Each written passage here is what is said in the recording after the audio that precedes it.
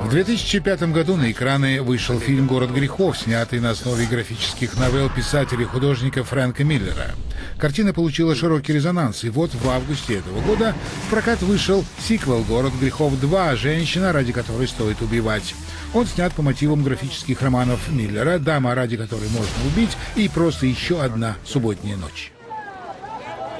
Премьера картины состоялась в Лос-Анджелесе. По красной дорожке прошли режиссеры фильма Фрэнк Миллер и Роберт Родригес и звездный актерский состав Джессика Альба, Джейм Кинг, Ева Грин, Микки Рурк и Брюс Уиллис.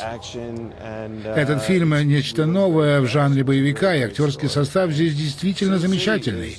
Это невероятная история, а сюжетная линия просто безумная. 33-летняя актриса и преуспевающая бизнес-вумен Джессика Альба снялась в роли экзотической танцовщицы.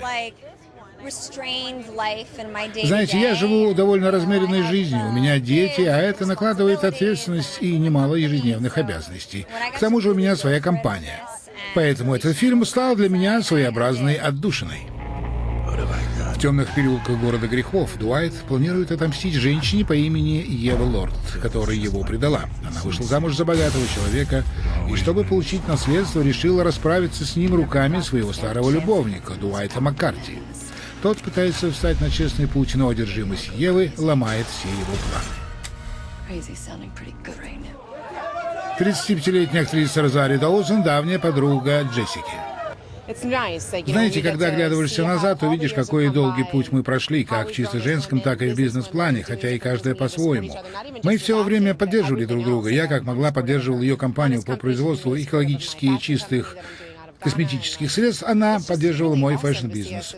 Для 30-летних женщин это не такая уж типичная вещь. Мы ломаем все стереотипы, которые сложились вокруг понятия «женщина в Голливуде».